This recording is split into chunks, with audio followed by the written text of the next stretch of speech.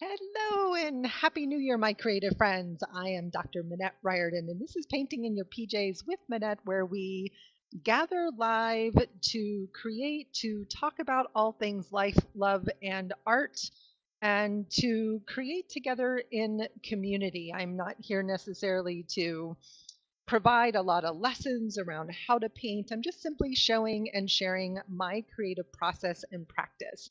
And the thing that I am most passionate about is really helping others, especially people at midlife, to see how creative practice and creative process is a powerful tool for personal growth to help us get reconnected to the meaning and to how to live a fulfilling life connected to meaning and purpose.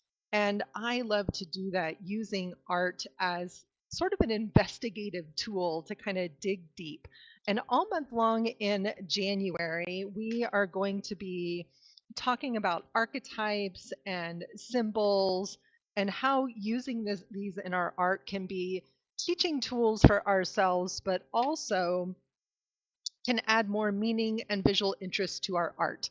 I love the practice of visual journaling. I have a pretty specific process that I follow to teach that process. And this month in January, I'm working on a simple no-so journal that was created with just I think this was the back of maybe of a sketch pad or a cereal box that I collaged. These are manila folders. This was a class that my friend Andrea Shebelu and I taught over on the Creative Stretch. And you can go see how we made this simple journal out of just recycled manila folders, some gesso, some collage materials, and grab that class for $10 over at the creativestretch.teachable.com. The link is in the description. And so I have just started working in this journal, and I want to be focusing on this week different symbols that I find interesting and how symbols often show up in my work. I love to pick a symbol of the year, and my symbol for the year is the arrow. So I created this page in yesterday's video. You can go back and watch that video at your convenience. And I picked the arrow because it's about protection, it's about clarity and focus, and it's interesting. When I was looking up the hamsa this morning, it's also a symbol of protection. And I don't necessarily feel like I'm needing protection, but I'm just getting curious. And this is how creative process works. I was thinking about symbols that I'm often drawn to, and these are two of them. This also meant abundance, prosperity. The hamsa, which we're going to talk about today, is about protection, it's about unity, and it's also about femininity, that idea of the open hand. So those are some of the more significant meanings, and we'll dive into that as we go into the process. But how do you connect with and start to think about symbols as you go along? So I'm actually going to work on a different page just because this was a little bit taller page and my little graphic here fits a little bit better. And so how do you begin to discover symbols, to dive in and see and notice symbols? Well, it's kind of like when you buy a red car and then all of a sudden all you see everywhere on the road are red cars, especially if you were to buy, a red Honda Civic, and then all of a sudden everywhere there's, all these red Honda Civics. So I'm going to start with some collage. Usually I like to do some journaling on the page, but I have a sense that I'm going to want to do some journaling a little bit later. So I grabbed a piece of uh, it's a piece of newsprint that I had been practicing doing some gel prints on. I also wanted to maybe play with my Inktense pencils, which I love, and I'm trying to make some room on my table. But I'm going to start with some collage and probably end with some writing, but I always do include some journaling on my page. And good morning if you're here joining me live. Thank you. Welcome. If you're watching the replay, type hashtag replay. Let me know that you stopped by. I'm always so grateful to hear from you, to hear your comments and reflections, or hear things that you'd love to see me do differently, or let me know when my sound's not working, which definitely happens on occasion. So I am just putting matte medium on both the surface of my image and this back of this piece of collage paper here. And I will trim it later because I want to make sure that I get the whole edge covered here. And I do want this to be a little bit flat because I'm going to be painting and drawing over the top of it. Good morning, Marion. So how do we start to look for symbols and recognize symbols? They might come to you in a meditation. You might be out and about and start like every sign you see, or like looking at the hamsa today, you might be shopping somewhere and all of a sudden you see the hamsa on a candle or a piece of jewelry.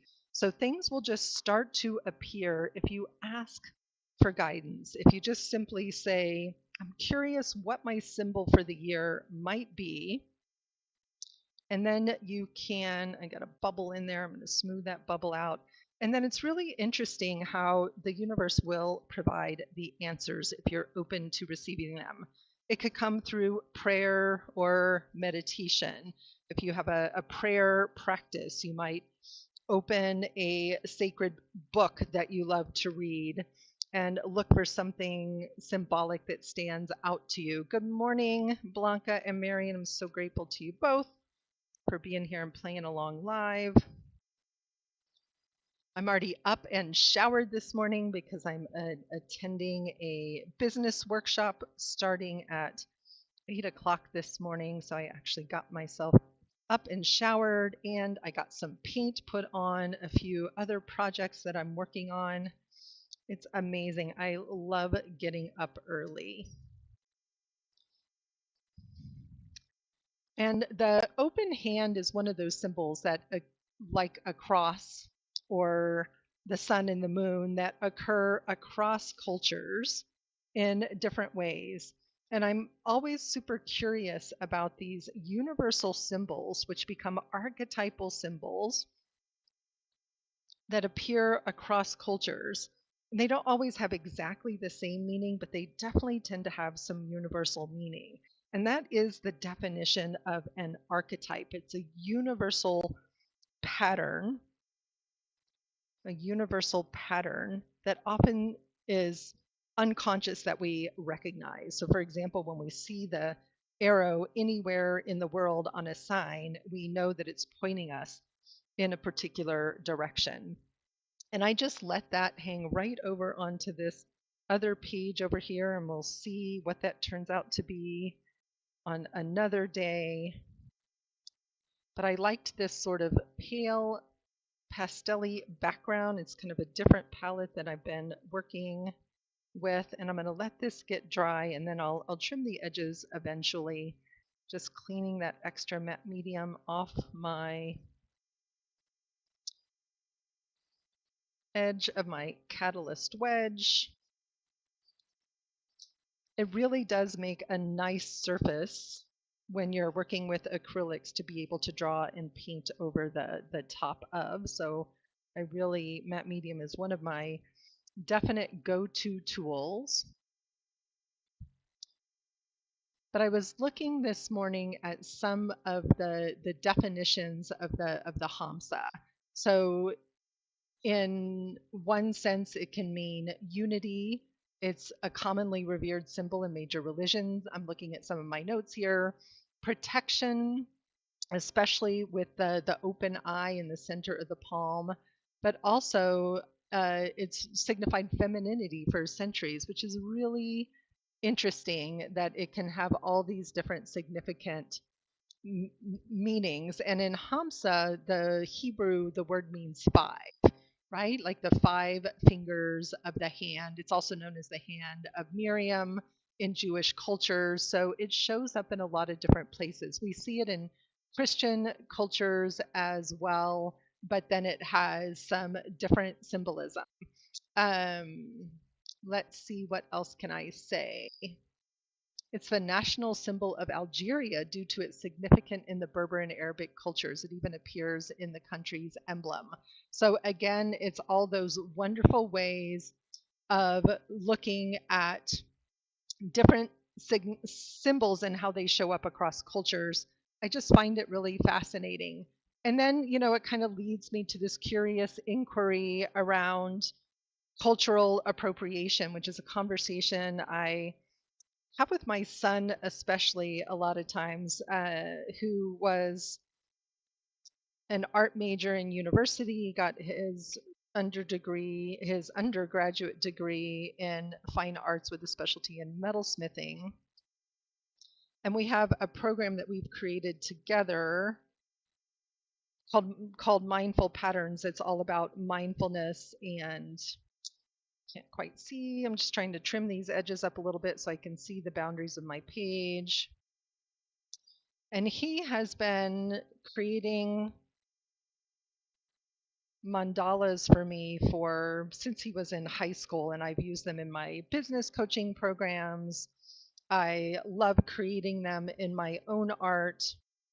And we had a whole conversation about whether using the name mandala is a cultural appropriation. And we decided it was for him primarily because mandalas definitely have a religious connotation, and mostly his perspective is that he's not creating them for religious or sacred reasons, but more from the perspective of graphic design. And so these days you see mandalas and mandala coloring books everywhere, but you also see the hamsa everywhere on jewelry, on candles, on fabric. And so you could think about, how am I using or relating to this symbol in its original context? And am I honoring and giving credit to the origins and meaning of that symbol and not just using it for decorative purposes? So it's always just a conversation that I'm curious about, that lingers in my head. I don't know that I have any particularly right answers about that, but I do think about it. And when I think about symbols, I always want to honor the origins, right? To honor the origins. Okay, I'm going to get this a little bit dry. I'll be right back.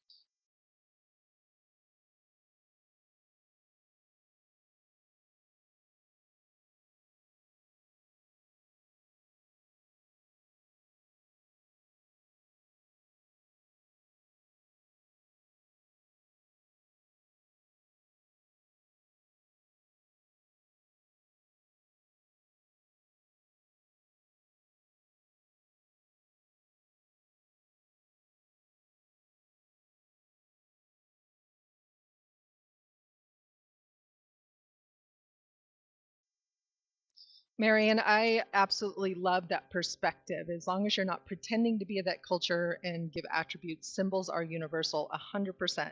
Symbols are universal. I completely agree.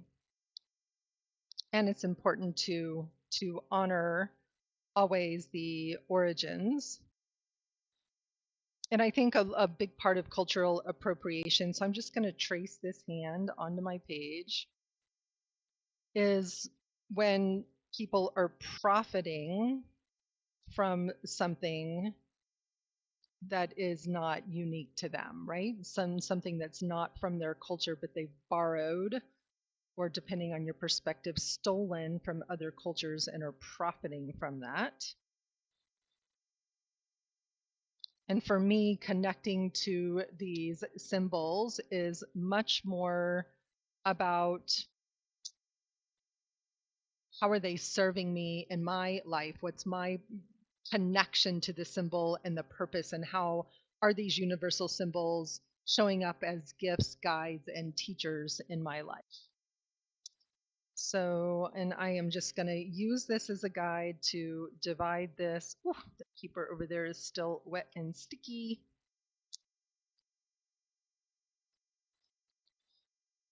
And I just went and found a free image of a hamsa to use as a drawing guide.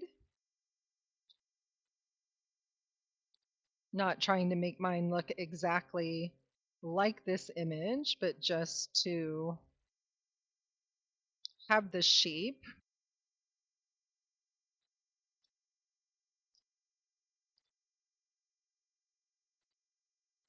I do love the eye here in the center. And I'm drawing with a pretty dark pencil here, but I'll be covering that up later. But if you were doing it at home, you might choose to draw with a lighter pencil. And I could, one of my favorite things to do is to take an image like this to color over the back of it and use it as making my own sort of graphite paper. It's a great way to get shapes down on the page. So then I could just take this if I wanted to make sure I got the shape of that eye right. Let me see if I don't think I have a ballpoint pen over here. Let's see if this is thick enough to go through here, but you can create your own graphite paper. And it just helps you get the shapes of things. I consider it a little bit of a sneaky way, but when I'm just looking to capture shapes and I'm not, concerned about having an original drawing, or in my case, I'll be using this as a string for adding some Zentangle patterns to. And this one looks a little bit small on the page, but we're going to go with that. And I want kind of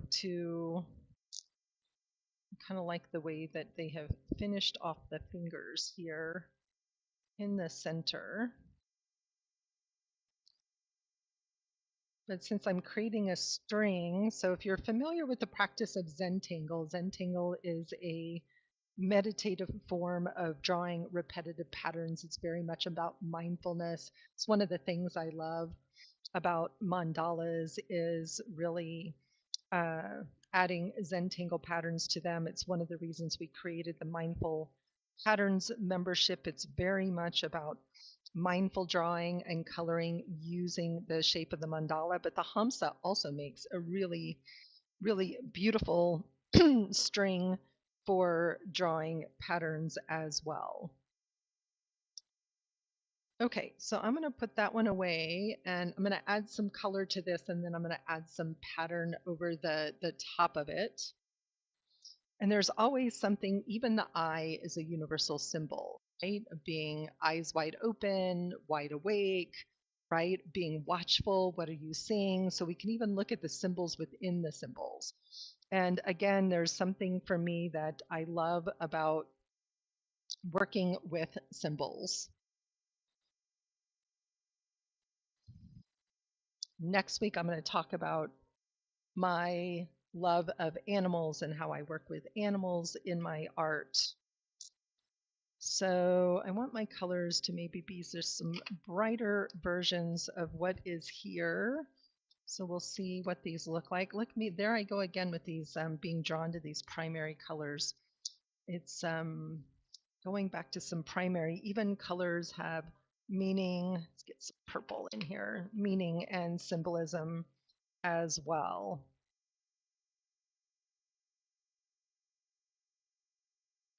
So if you've never worked with the Derwent Inktense, they are a very vibrant watercolor pencil. The pigments are quite beautiful, and you'll see that when I come in and start to add some water to them. And I have both the pencils and the sticks. What I love about the sticks is you can actually just take a wet paintbrush and apply it to the stick and get color down on the page. Oops, lost some of my collage paper there. We'll just paint that back down in a minute. So there's different ways to use these. I'm applying just a little bit of color. And then I'm actually going to use matte medium to seal the color. I can activate it with water and I can activate it with matte medium. The reason I'm going to activate it today with matte medium, and I'm thinking I'm liking these sticks better, is because I want to be able to draw over the surface. So again, I want to seal this surface, have that be permanent. And you notice I'm adding a little bit of color, but not a lot of color. I may need to come back and add a little bit more. We'll see. But I'm just going to get some of that matte medium, a brush. I will want to make sure that I wash this brush really well. Matte medium will kill your brushes, but you can see how that matte medium just activates that color. So I didn't need to color it solidly. I just added that pigment. And I'm okay having it also just be a little bit transparent. So let me glue that bit of collage down. So I may need some more pigment on this side here where I started with the pencil versus the stick.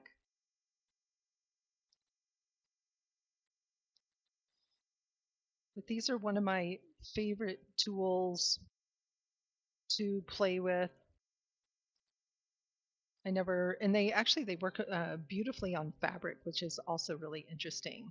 I can even dip them right into water and add color with them. That way you can see it goes on much more vibrant when I do that.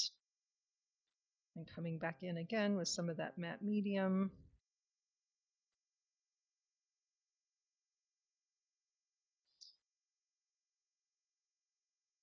I did a mandala project on fabric and making some prayer flags a few years ago, and I loved using the Derwents, and all you have to do is iron them on the fabric and the colors become permanent. All right, get a rag here. Let's see what this blue looks like. Oh, love that blue. Look at that beautiful blue.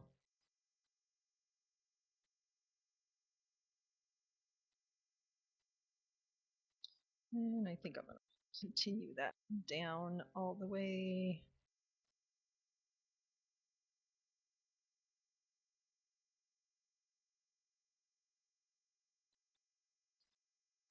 So they're very fun to work with.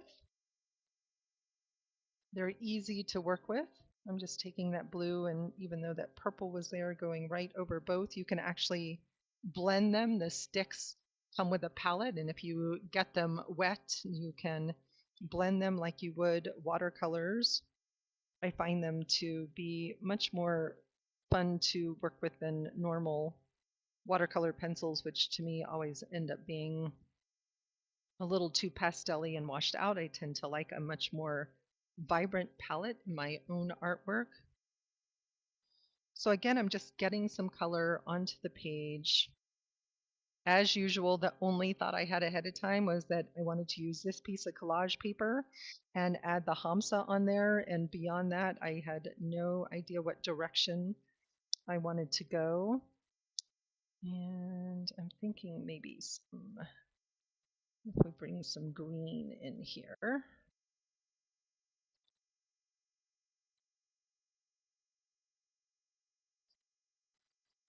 And the fun part for me is definitely the adding the designs and patterns over the top. And I'm curious if you're here watching live, are you creating along with me? What are you working on in your side of the world? We have Marion and Blanca, I know, are on opposite sides of the country from each other. Marion's on the East Coast, Blanca's on the West Coast.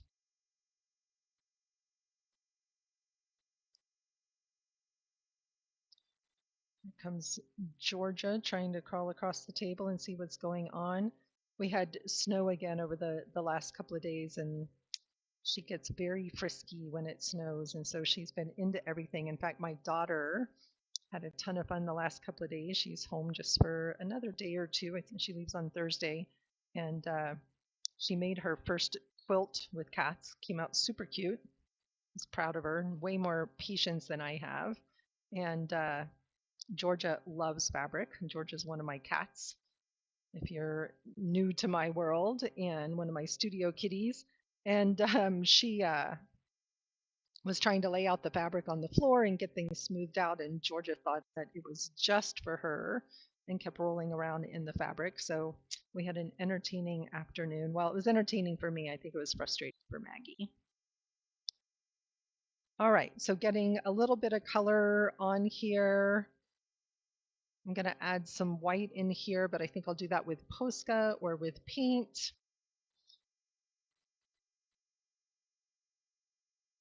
Yes, hamsa with Eye of Horus, mixing cultures. It does feel like an Eye of Horus, doesn't it?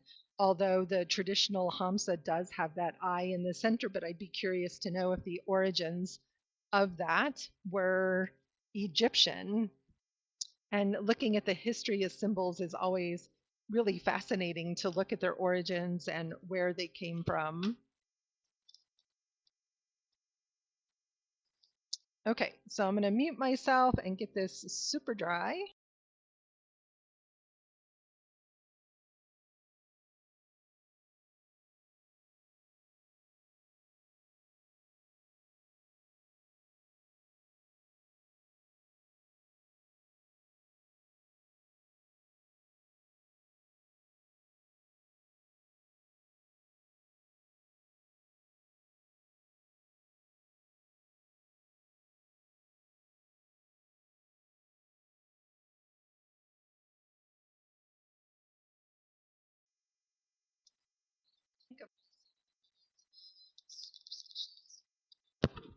I don't think of myself as a superstitious person, but again, just staying in curiosity about picking two different symbols that both symbolize protection. I'm not superstitious. I don't believe in evil spirits. I probably need protection more from my own inner thoughts and judgments than from things in the outer world. So again, just sitting in curiosity about this idea of what was it about this, but you're using the Egyptian symbol, following along and drawing this symbol. Fabulous. Love that you guys are playing along. All right. So I'm going to start with just some outlines. Just give a container to that shape.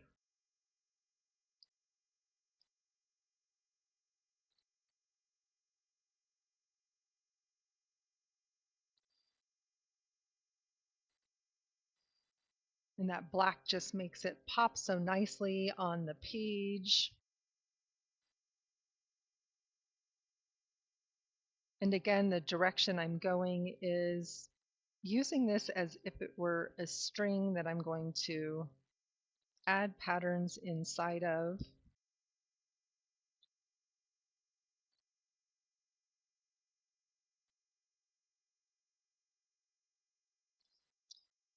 And I'm thinking it's going to be maybe a floral pattern and design today more than a Zentangle inspired design.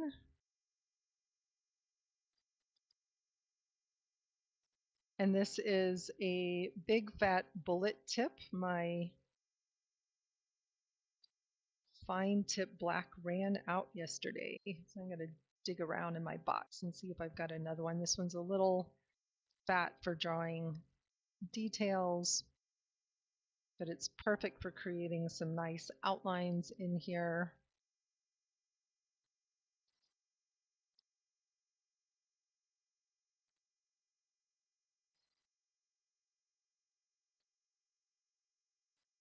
I do like the eye to have those eyelashes on it. I think it gives it that touch of the feminine. Just doing some abstract triangle shapes.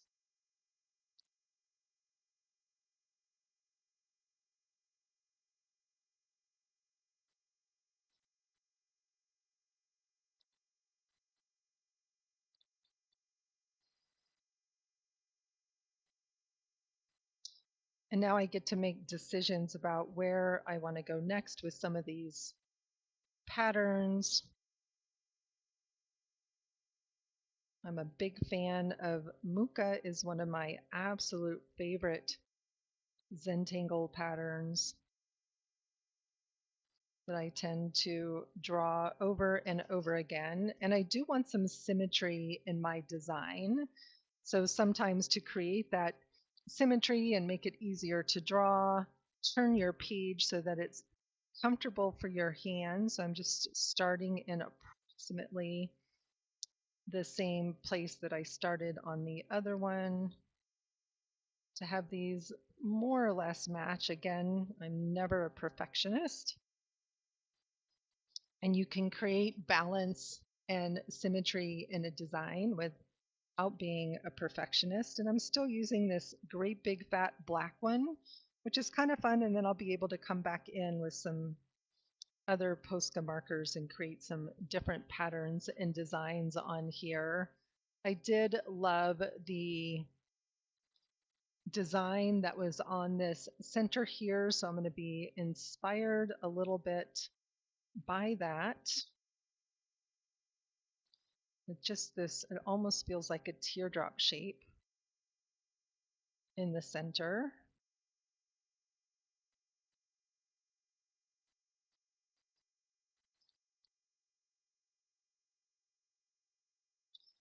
And I think I'm going to one more time. So again, just sort of making this up as I go, being loosely inspired by that illustration.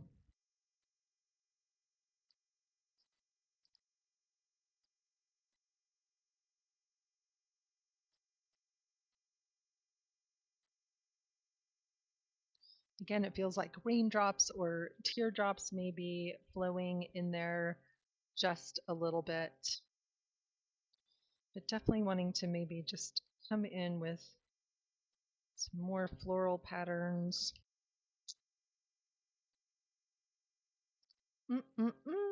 Thinking, thinking, thinking.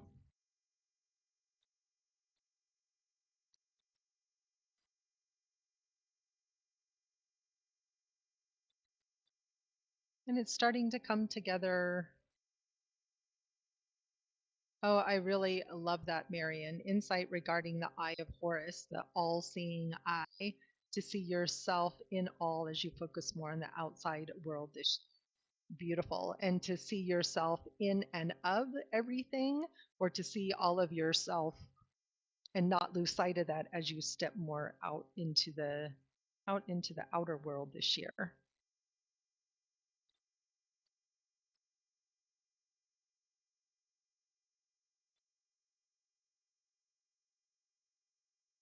All right, so I'm gonna just see what happens and being a little hesitant, but I want to bring in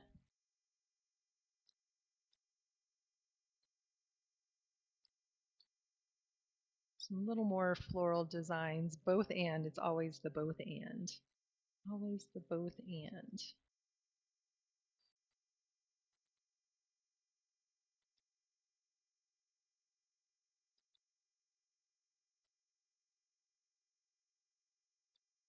And I love doodling like this. I can spend just hours and hours doing this.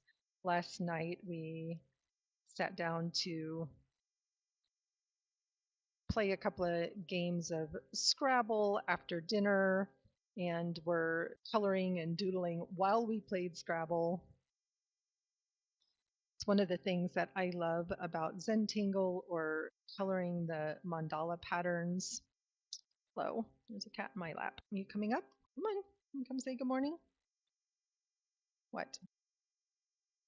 She's like, I can't decide. Here she is. She's coming to say hello.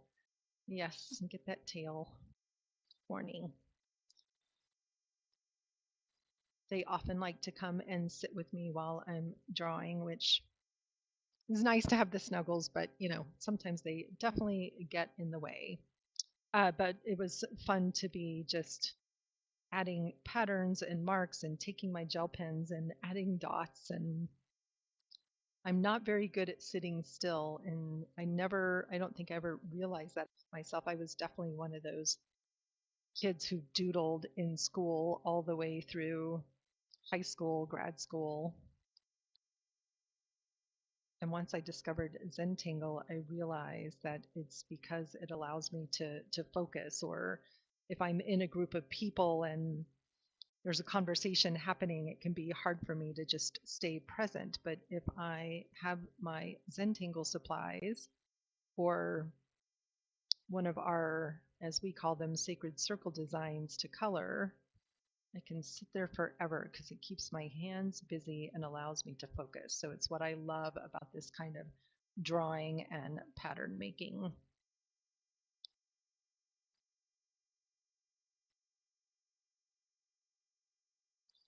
Yes, I see you.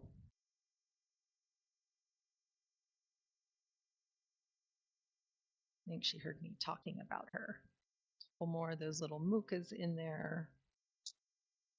And then I get to think about, where do I want to go next? Where do I want to go next? So again, having it reflect the symbol I found, but also be unique. I almost love this, almost feels like a little yin yang symbol of balance in the pattern and the design here.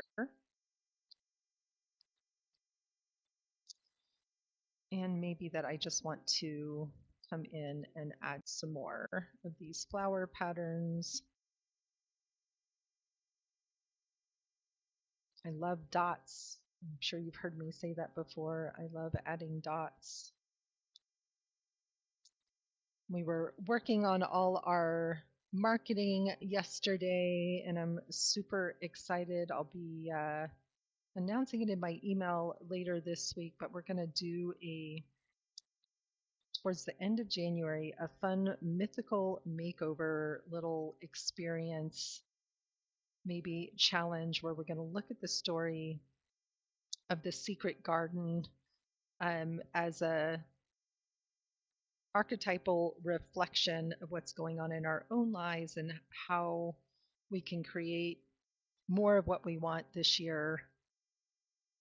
Lots of details to come, but The Secret Garden was one of my favorite books as a girl. It's an old book by Frances Hodgin Burnett, and I still have my girlhood copy. I didn't realize that I did till I was at my dad's, and he asked me to clean out some boxes, and I found it's a little moth-eaten or bug-eaten.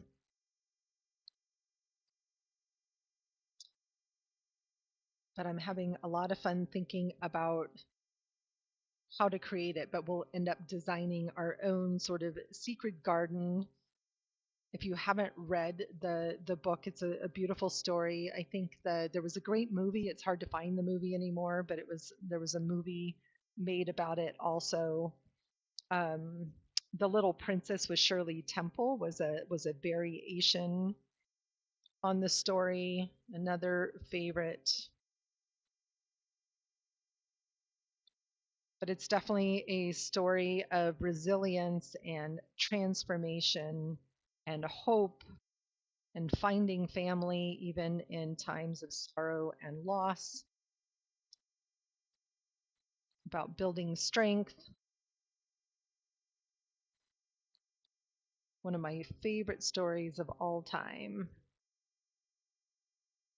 And one of the main characters in the story is actually a robin.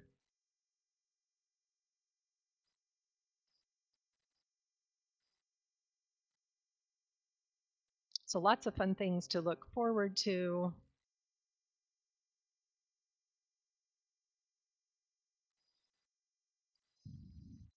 So I'm happy with how this is coming along. I almost wish I had done the background all one color instead of the different colors, but I think by the time I add more Posca markers with additional colors that it'll start to blend together a little bit better. It's looking a little choppy at the moment.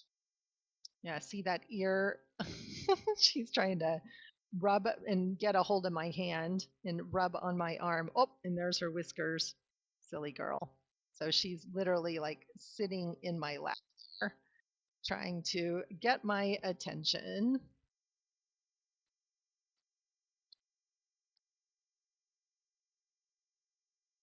Good morning, Kay. Glad you're here with us. And Blanca, I love that you love those stories too. And that's why oftentimes when we have that blank space, if we just add a piece of collage paper, then the space is no longer blank again. Or if we just put down a coat of any color or do some of the handwriting, it can just start to get some of those marks on the page. It's the hardest part is just getting started. And sometimes I'll just, flip through social media or I'll look up, famous symbols. I often use kids' coloring pages as inspiration for templates as well. Let's see. I think we need maybe a couple of more of our little mukas in here. All right, you. She's so helpful.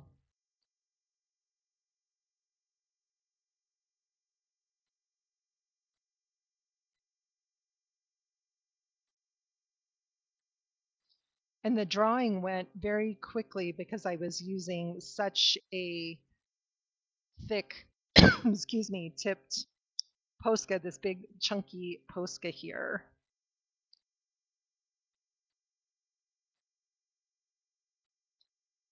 I'm going to add a little bit more to the page, and I have a feeling I'm going to end up doing some writing on the background of this page as well. I really love what Marion said about the focus on the self and the all-seeing eye of the Horus. I want to think about this idea of protection, but also this idea of unity. And my word or phrase of the year is compassionate action.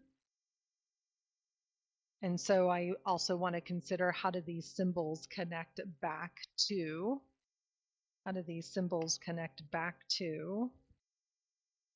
my word of the year or other things that are going on in my life.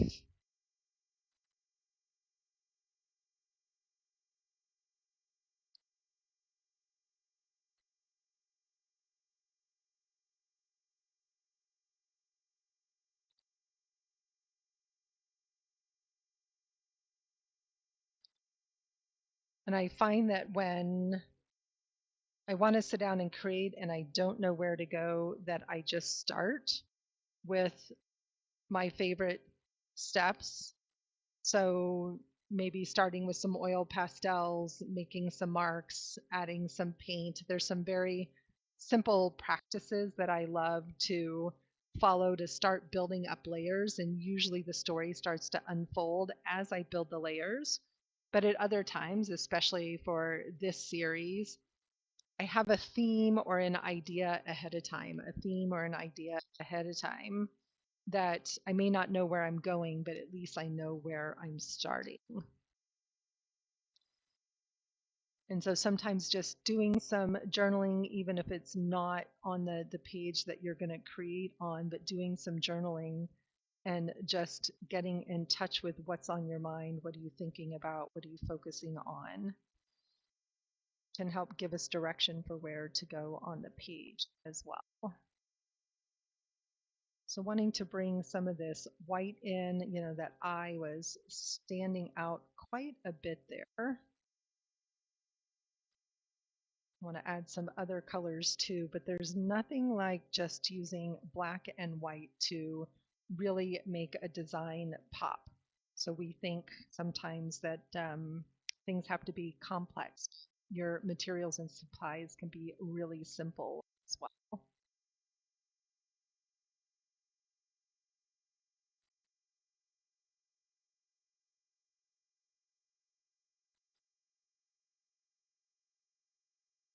Definitely wanting to add some yellow on here, maybe some orange. We'll see. Wanting to make sure those colors, like I had with my arrows yesterday, I want to make sure I'm choosing colors that are really going to pop on my surface. So we'll just see what's going to work here, not varying a lot from my color palette.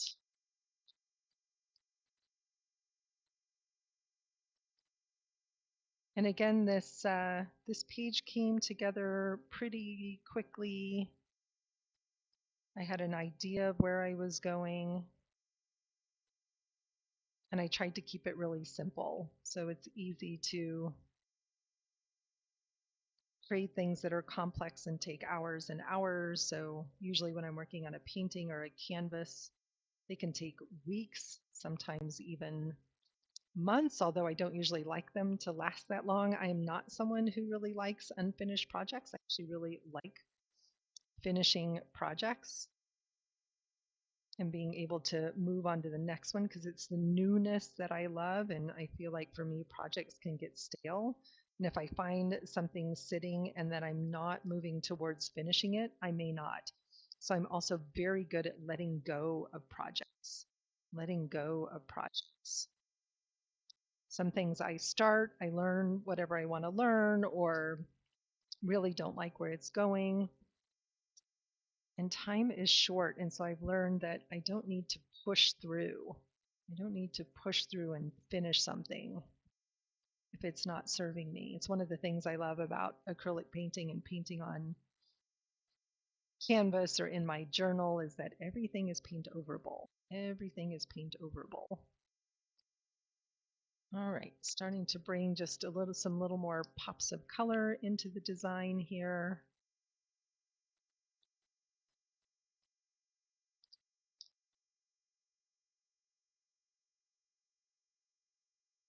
Yay, Marion, I love that. I'd love for you to send me a picture of what you created. Simple is good. And sometimes if we can sit down 15 minutes, 30 minutes, like not spend exorbitant amounts of time on things. All right, so my yellow isn't popping on top of that green like I want it to. So I'm going to come in with some white first. This is a great trick.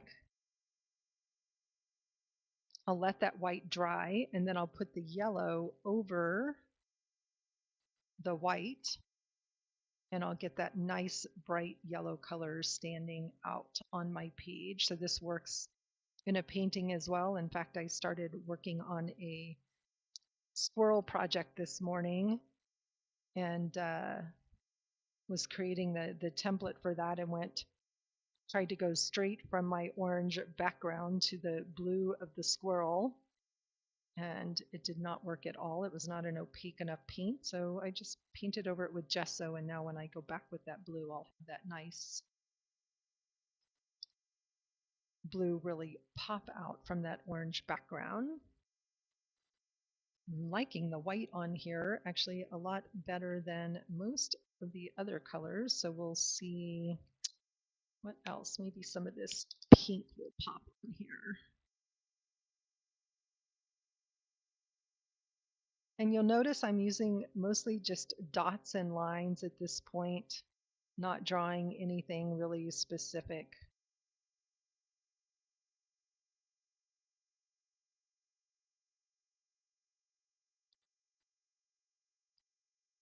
And just wanting to add some color to repeat some of the patterns that are on here. And that pink shows up a lot better on the green than the yellow did. And repeating the colors across the design. So this is what's going to sort of create that cohesiveness in the design, so I'm not feeling that all my background colors are too disparate, but that everything ends up sort of flowing together a little bit better.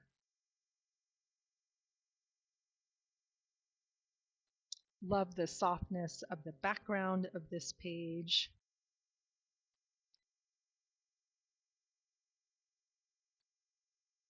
And I have a whole box full of jelly prints. I love working with a gel press. fill it in whatever way makes you happy for sure. And you can also just Google hamsa illustration and come up with some designs and patterns. And Blanca, I've been drawing these, same sort of little floral doodles for a long time, so I'm very comfortable with those designs. So find the patterns in the designs that are most meaningful to you personally.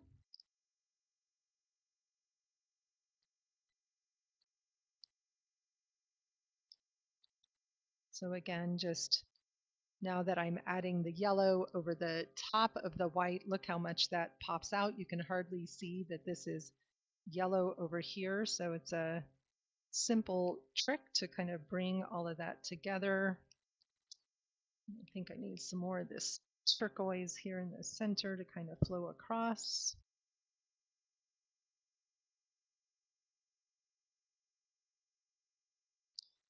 And tomorrow I am going to be working, yeah, a la kindergarten. I love that. I found it was hard to quite get the thumb shapes going, right? Quite right. But tracing your hand and putting the eye of Horus is another fun thing to do. And I love doing that and adding Zentangle patterns to the drawing of a hand as well.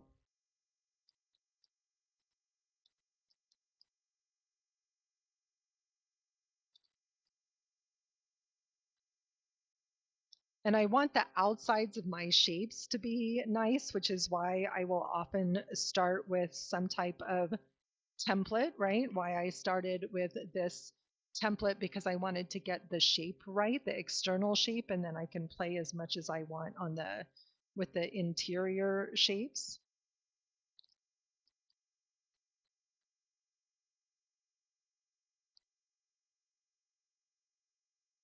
All right, feels like it's just about done.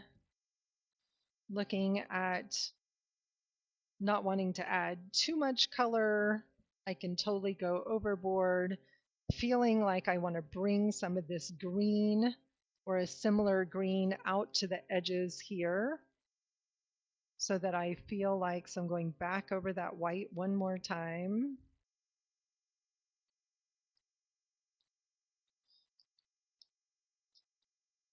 And I love doing this just on a blank journal page without all the paint and Poscas. You can take that hamsa with no color or just a traditional, Zentangle black and white. So now all of a sudden it feels like everything's flowing because I have some of that green moving across the page and it's not feeling as if it doesn't match. So I'm just moving that color around so that I'm creating a little more symmetrical flow of my color around the edges of my page.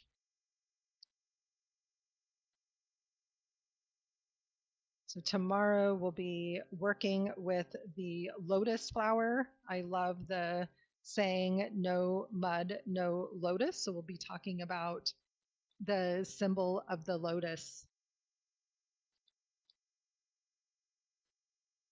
and doing something with a lotus tomorrow. I don't know what that's going to look like yet.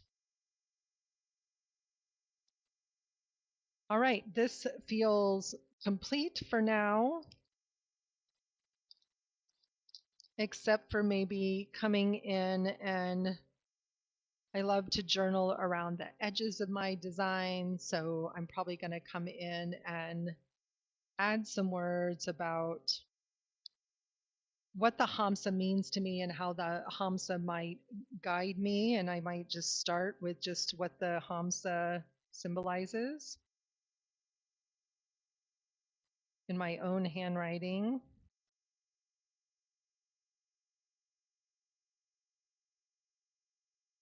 to make that feel finished.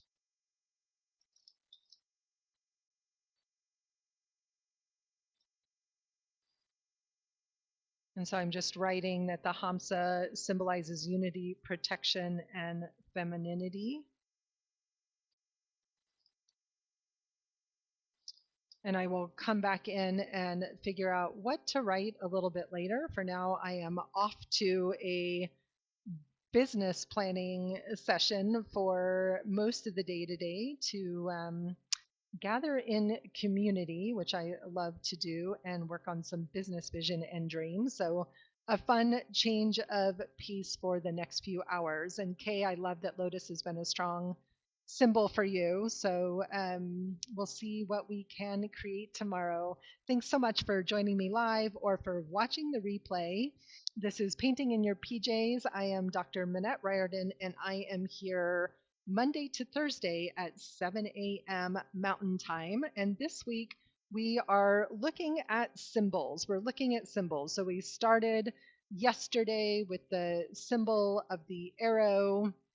Today we looked at the hamsa, and tomorrow we will play with the symbol of the lotus. And I haven't decided what symbol to consider or contemplate for Thursday, and I'm open to suggestions. So if you have a symbol that you love that you think would be fun to consider, feel free to just drop that in the chat or the comments.